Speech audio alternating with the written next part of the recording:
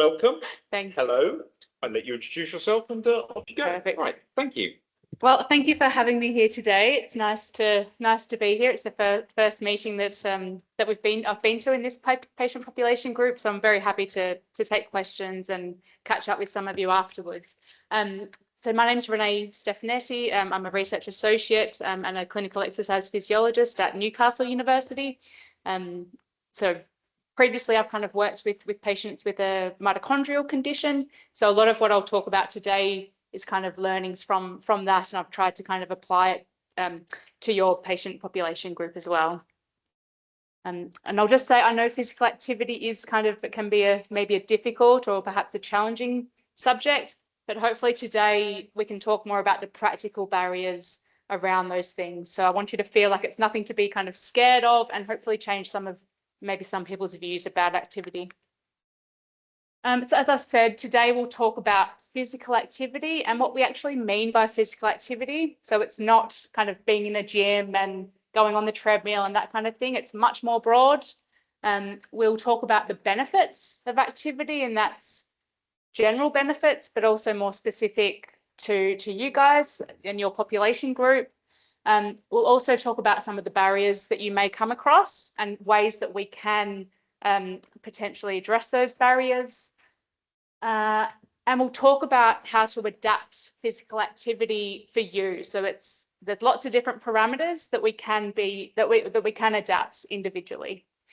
And we'll also talk about a little bit what Ye's spoken about, but some research of how we actually measure activity in everyday life. So the kind of, I guess an important message is that we know physical activity isn't a cure. Oh, thank you very much. Thanks, Adam. Is that better? Yeah. Oh, I'm sorry. Do you need me to? No. Don't worry, I've not said anything that important, but I think the take-home message from this slide is really, we can't cure HSP, unfortunately, by doing exercise. So it's never going to be a cure like potentially some of the therapies and things might be in the future. But it is still very important, and hopefully by the end of this presentation, you'll understand why it is important to do physical activity in your everyday life. Okay, so you might have heard of exercise, and we want to know the difference. What is the difference between exercise and, say, physical activity? It's important that we do differentiate these terms, so I'm going to do it from the outset. So exercise basically means anything that is structured, that's planned, and it's just one type of physical activity. So that it might have a specific purpose or a goal. So it might be to improve strength or fitness. It might be to improve your balance or flexibility, but it's built with a purpose in mind. So particular examples might be your gym sessions. It might be specific physiotherapy exercises that you've been prescribed that you do, a few times a week because it has a schedule. It might be, cycling, however that looks like for you. It might be different exercises or particular sports that you do. So it is a structured activity. Physical activity, on the other hand, it's much more broad.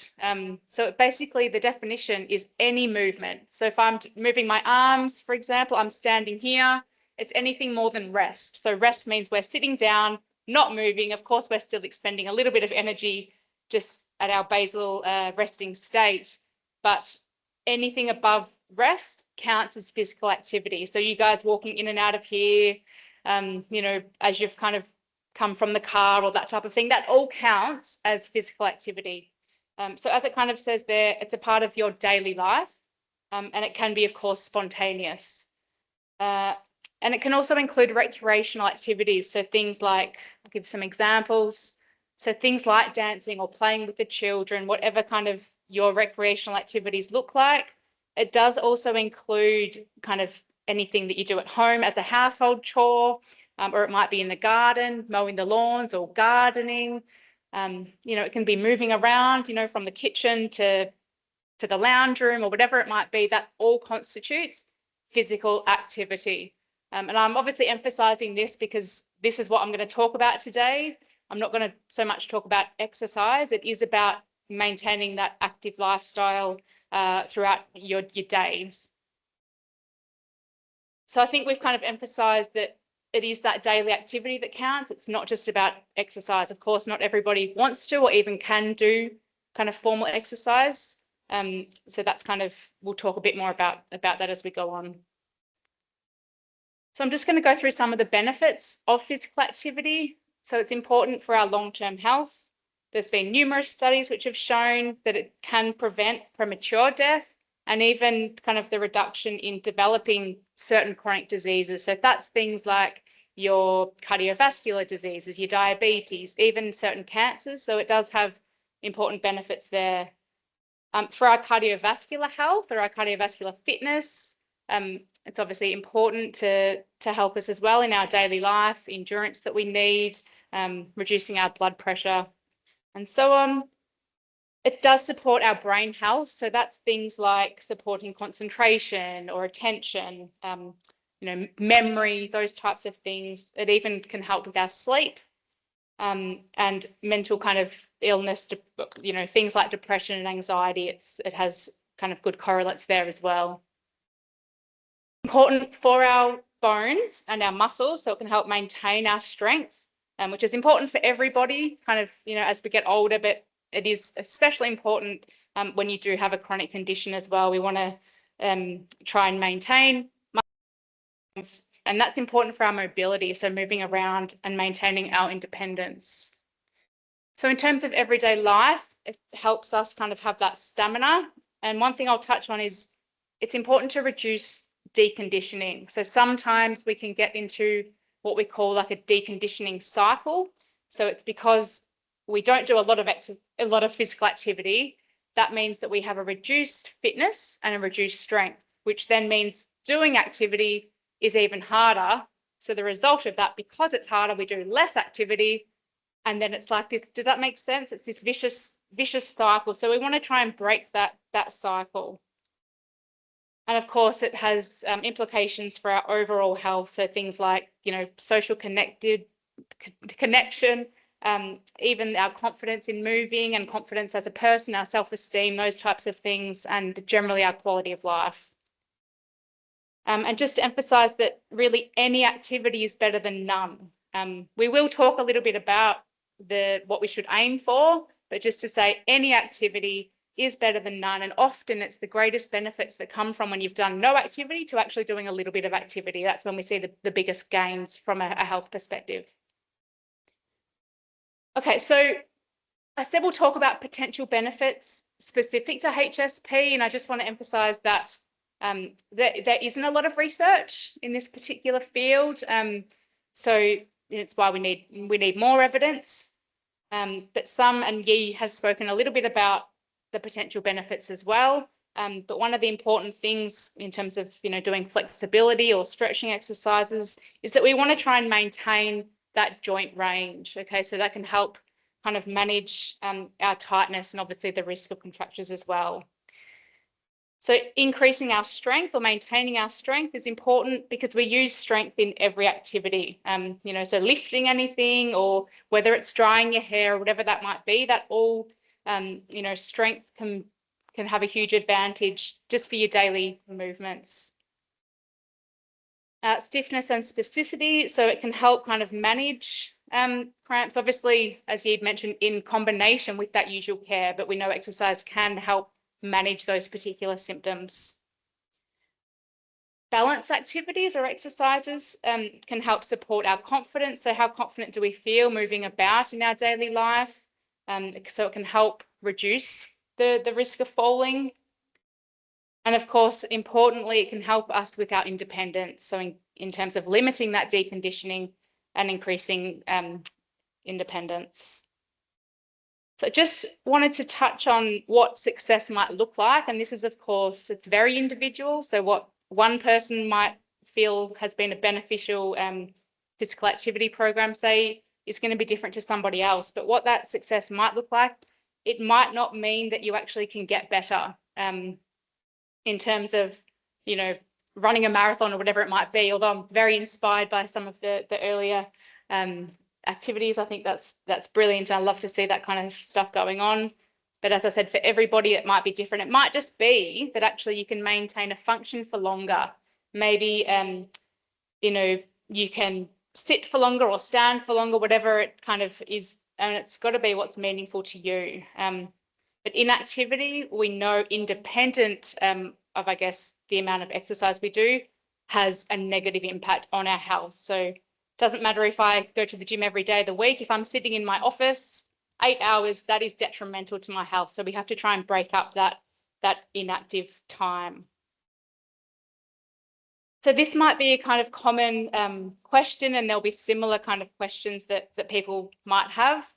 And it's, what's the point? So say I can't stop the condition from progressing. What's the point of doing any of this exercise? It's hard work. And I want to say, I think that is a fair question, and I totally hear you. I know it can be difficult. It's frustrating. And as I said, you might not see an actual improvement, at least it's obvious, but it is important. So we're not exercising or being physically active to cure our condition. There's many other important benefits which we have now spoken about, but particularly it's important to preserve some of the options. So being able to stand, being able to get around and about, feeling more confident when you're moving, supporting that daily life, whether it's, being able to wheel off somewhere and, or, to be able to stand up from the chair. It's preserving those types of options that you can have, that, being active can help you do that. And then, of course, as we've spoken about, it's important to protect those wider health benefits.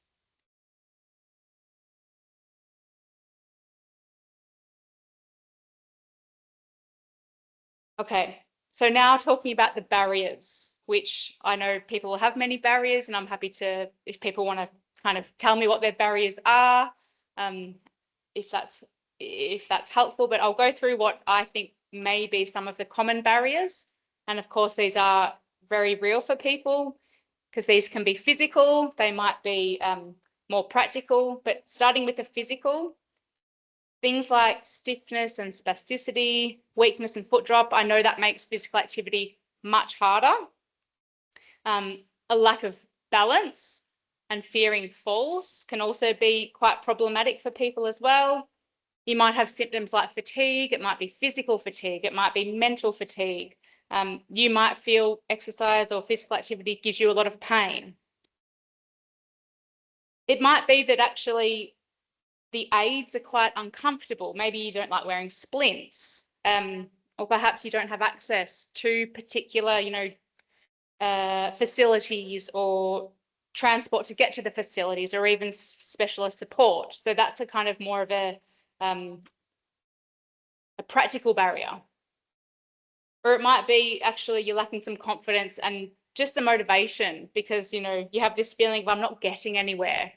So they are kind of real barriers. I don't know if I've missed any barriers for people, but I want to emphasize actually these barriers, they're not kind of, I don't want you to feel they're excuses. They're actually really important information. If we know the barriers, we can then have a starting point how to actually adapt that activity so that it can be something that can be built in your life, so that we know what we need to work on to make it something that's realistic and something that can be sustainable for you as an individual. Because of course, all these barriers are very individualized.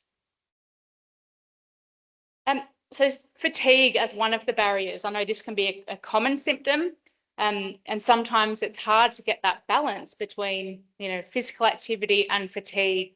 And it's a bit like threading the needle, where it is this fine balance where doing not enough exercise or activity is detrimental, as we've spoken about physical inactivity. But on the other hand, doing too much can also be detrimental.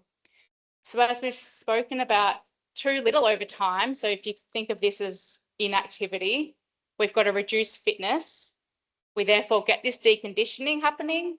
We've got fewer opportunities to move, and then lower confidence to move. So that's kind of, again, if you're thinking about that deconditioning cycle, that's kind of where that is.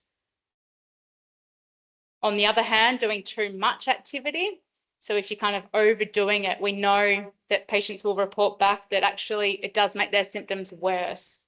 Maybe they've gone too intense or they've gone for too long, but things like, it might increase the pain or the fatigue that they suffer, and that might be that day, or it might be in the few days after that. So it can that can happen. And that's what we call the boom bust cycle, where you might do a lot of activity one day and then actually for the next 3 days you're in bed and can't do anything. That's kind of doing too much and overdoing it. So what we need to try and find is this workable range for you. And that might vary, obviously between individuals, but depending on how you're feeling. But the range that we want to aim for is something that's you can repeat, okay, without kind of going into the boom bust cycles. What can you repeat that's realistic for you? And what can you recover from, you know, by your usual kind of timelines? And as I said, we'll all have kind of good, bad, medium days. So it needs to be something that we can adapt based on how we're feeling that day. And usually we would try and progress gradually. So we're not gonna go out tomorrow and start to run a marathon. It's something that's very gradually progressed. And no single dose or no kind of you know, amount as such suits everybody. As I've keep kind of saying, it is individualized. Okay, so what types of activity might be helpful? And again, this depends on the person and circumstances. So we know that the flexibility side of things is really important to maintain that joint range. So that might be gentle stretches. It might be hamstrings, hip, lower back. And that can be either seated or laying down. So a lot of these, they can be adapted. You know, if you're kind of currently off legs and you want to do exercises laying down or stand or sitting, that can be done as well. Resistance and strength exercises that we've said are really important for our daily strength and our everyday kind of activities. So that's things like just standing from a chair is still using actually our big powerful muscles. So that's an exercise that you can do and that is meaningful because you're doing it perhaps at home and you know, can maintain that independence. But again, that's not the only exercises. There is lots of arm exercises as well, or upper body exercises. Balance exercises are really important as well. So that might be things like, you know, being supported while standing. It might be transferring or reaching tasks. And again, these need to be adapted to actually what you, so that it is more meaningful. It might be practicing obstacles, obviously in a safe environment, because that's realistic to the home environment. Or it could be aerobic activity. So this is the exercise where we're kind of exercising to increase our heart rate. We might feel a little bit sweaty. This is the really important type of activity to maintain that cardiovascular fitness or function. And again, you know, it might be fast walking for somebody, but equally it could be in a wheelchair, speeding really fast because it's increasing your heart rate. It could be an adaptable rowing machine, for example, if you have access to that gym. So there's no kind of set prescription on what someone has to do. And not everybody will want to do all these activities, but just to give you a bit of a flavour of what might be possible. And again, just emphasising the best activity for somebody, it does have to be safe. So if, you know, you're going to be too wobbly that day, maybe you do need to have more support. So you do have to think of safety as an element. Also, what can be repeatable to avoid going into that boom and bust cycle? Is it meaningful, something that you actually want to improve and sustainable for you as a person? And obviously with that individualization, it does need to be tailored. So it's, you know, to your symptoms, your abilities and what you want to kind of achieve in terms of your goals. So I didn't want to talk too much about kind of standing here and telling you you have to meet these targets, because I don't think it's, I think it's very difficult even for the general population. But I do want to emphasize what the government and what the research has shown in terms of how much activity we should do to kind of to get the biggest health gain. So it's something to aim for. So it's 150 minutes each week. That's of a moderate intensity, and I'll talk a bit about what we mean by moderate. But this total number can be reduced to 75 minutes per week, or a combination with vigorous activity. So because that's harder. So what do we actually mean by moderate activity? Well, we can do a talk test. So moderate is basically you're able to talk while you're exercising, but you can't sing. So it's just, I can see a few people kind of giggling. Does that kind of make sense? So it's, you're getting your heart rate up, you might be feeling a bit sweaty, you're able to talk, but you can't, you're still exercising, you can't sing. It's not like it's, whereas vigorous is obviously the heart rate's higher, it's much harder, and it's actually difficult to talk without pausing. So that's like, you're really sweating, you can feel your heart rate pumping. That's what we mean by those two different terms.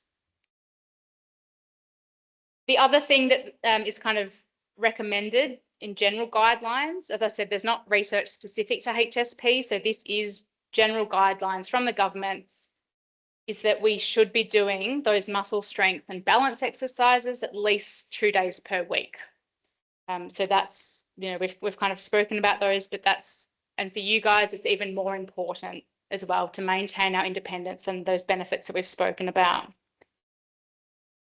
And as I've said, it's important to know you don't, it's very kind of high numbers here, and that might put you off, and I don't want that to feel like it's out of reach. So really, if you come back to anything's better than nothing, any activity, incidental, but of course, some of you may be able to reach this, and this is the kind of numbers that the research has shown has that greatest health benefit.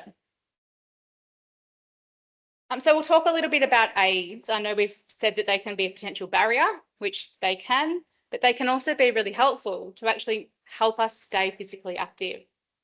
So they can help that movement be safer. Okay, so if we're a bit unstable or we need splints, it is for a safety feature that we do suggest the aids. They can be helpful to conserve energy, so things like our wheeling. It might be that actually you can do some activity, but by the time you get there, you're exhausted. So you could use that chair to actually just reach the place you're going to do the activity to conserve your energy. So we end up doing more activity rather than less activity with the aid in this case. Really, really important that they are reviewed regularly, especially if they're uncomfortable. Perhaps the fit's not right, as Yi kind of mentioned with the footwear. What works one day may not work the next day. So they do need to be reviewed regularly. You might review when you're using them. Maybe that will change over time. So yeah, it's just emphasizing the right aid, the right support. It can help with the three things. It can make the activity safer. It can help it be less tiring or less fatiguing because you're conserving that energy and make it more possible for you to do more rather than less. So what about ways that we could adapt physical activity? So again, very individualized to make it work for you, but I'm just going to go through some of the ways that we might do this. So it might be that we need to change the activity. Perhaps, one day I'm walking, that's a little bit too hard for me today, so then I'm going to change it to another activity. So you can actually just change up the activity altogether as one way. You might change the way that you exercise or how you do it. So it might be that you break up that activity into smaller blocks. And smaller blocks are absolutely fine. There's no reason that you need to do 150 minutes in one go. Bouts, or what we call bouted activity, is actually shown to also be really effective. So it might be that you build in more rest into that particular day if you're having a harder day. It might be that you actually reduce the total amount of activity. So you'll do less activity, and that could be through the duration. So you're actually shortening how much you do. Or it might be bringing that intensity down. So when we spoke about the vigorous versus moderate activity, you might adjust the intensity. If that's lifting weights or resistance bands, perhaps it's, adjusting to a different strength of band that day. So you can adjust the equipment, to change the intensity as well. It might be that you change the amount of support that you've got. So perhaps, you you can be a bit more assisted with a particular movement, whether that's kind of holding on to something so that you're more supported, or a rail, or that you actually get supervised so that you've got, somebody there helping you. So that's kind of ways we can change up how we're doing the activity. It's important to pace and to adjust as we go. So we've kind of said about starting with what's manageable for you. And again, that will be dependent on the day. So you do need to have these plans again, as I've said, for kind of your good days, your medium days, and your bad or your worst days. So it does involve some planning to know what can I do or achieve on these different days. And of course, over time, that may change. So it's important to kind of recognize, as symptoms change, or your mobility, maybe your goals have changed. In terms of the long term, the activities that you may do, or what was working one day may not work the next, and what you're kind of capable of may adjust. So the shift, might be from fitness to, say, keeping you comfortable and those types of things. But that's just something to bear in mind. And just to say from again, that safety perspective, there might be times when it's actually appropriate to pause, to reduce the activity, or to seek advice. So that's fairly generic. If you're getting excess pain or fatigue, if you're getting extra cramps, things like dizziness, unusual breathlessness, and it's always recommended to obviously, to seek attention for those types of things. Any kind of new or concerning symptoms, exercise or activity can maybe bring out something that you didn't have before. So just bearing those things in mind without putting you off too much. So again, important that it is adapted to you as an individual. You choose what feels safe, what's meaningful for you. Again, manageable, something you can repeat, and it should be reviewed as your needs change. So just some tips, this hopefully is sounding a bit repetitive, so that you'll have some take-home messages. But just to emphasize, we want to choose something that's meaningful. So I'm saying that because, obviously it's different for individuals, but it might be, it's that you want to actually be able to dry your own hair and you need to have strength in your arm to do that. That's something that might be your target, but it might be equally that actually you independently want to get somewhere, like to a cafe. So if you think of these activities as something that, if you're planning, what do you want to be able to achieve by being active? Choose something that's enjoyable, and obviously something you can access, because it will make us, if we enjoy it more, we might be more inclined to do it again. So that's fairly basic, but it might be things like, pairing it with your favorite music, or doing it with somebody that kind of, can make it a bit more enjoyable. So starting small, even a few minutes can still have effects, because you're breaking up that sedentary time and reducing that deconditioning circle. So nothing's, there's no number that's too small, as long as we can repeat that. It's helpful if you can track one useful thing.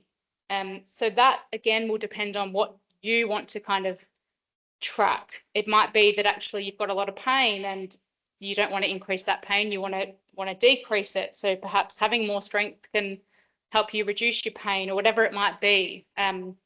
It's got to be something that's meaningful to you. It might be fatigue, fatigue the next day, or fatigue in the days after that. It might be you want to increase the amount of time that you can walk, or it might be actually just a daily task that you want to keep an eye on, and is your activity helping to improve that task? It could even be, a feeling of confidence, or your confidence to walk, or to move about, that the activity's helped with. And having a plan B, which we've spoken about, making sure you can kind of adapt to the worst days, your medium days, and your good days. So having those different plans. And kind of, instead of focusing on what these exercise targets are, we want to try and focus on activities that help us do meaningful activities in our daily life, and emphasizing the best kind of activities are actually, it is what you enjoy, what makes sense to you, and what makes you, what can be built into your everyday routine. So switching gear a little bit now, and I won't go over too much of what Yi said, but we, as researchers, it's important that we want to measure physical activity to then help people, whether that's for their personalized exercise program or whether it's to understand the amount of activity that they're doing to help, for potential treatments, that kind of thing.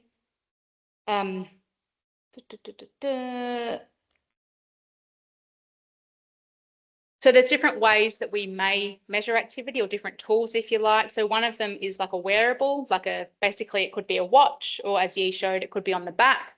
And these wearables, or activity monitors, if you like, one of the advantages of them is that they can actually measure activity in your real life. So, how much are you moving about, how much are you sleeping, how many times are you standing during a day. So it quantifies kind of activity in your real life environment. Something else we might do is the physical test. So that's where you're basically brought into the clinic or the hospital or the university, not in the home. So you're actually, in another environment where we could do some tests to see how you're moving about. So it can give us kind of more detailed information. It might be things like your walking pattern or your gait, a specific walking test in terms of, a 6-minute walk test or whatever that might be. There's lots of different outcome measures in terms of balance and strength and, of course, endurance. So that's another way. But again, that involves being in the lab. So that's a disadvantage of that. Finally, an increasingly important, I think, outcome is actually how does the person feel. So these are what we call self-reported as opposed to objective measures. So they are kind of subjective because they're your view. So it's your experience. So these are things like an activity diary. And these help us kind of contextualize the numbers. So this is kind of more than the numbers, and it helps us understand actually, is it, say, because you've got more fatigue that day and that's why you've not exercised as much. So these are important. And just to say, it's actually the combination of these measures that are really meaningful and help us kind of understand more in terms of physical activity. So Yi's currently setting up at the moment a pilot study, and it's to measure physical activity in people with HSP. It is in the very early stages, but I'm sure I'd be delighted to involve as many of you as we can. The plan is to kind of wear a monitor, and this is because there isn't a lot of research at the moment, but an activity monitor would be worn it's usually about 5 to 7 days, and again, that's in your home environment, potentially on the wrist, but it can be worn, as we know, in other locations. Particular measures that we would be interested in are kind of, how many minutes of activity people are doing, and it can also measure the intensity of activity. It can measure our sleep in terms of, the duration, but also efficiency and things like that.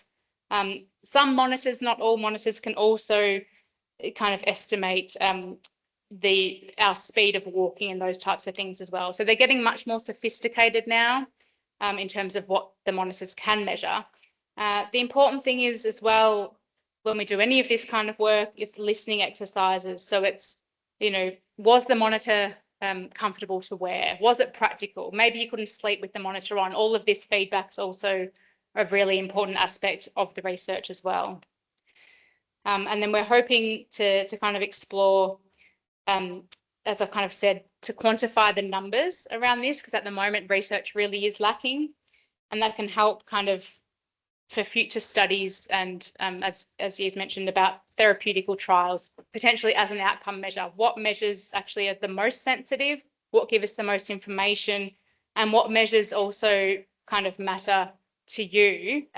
Is it that you want to improve X, Y, and Z? Or so that's kind of another outcome as well.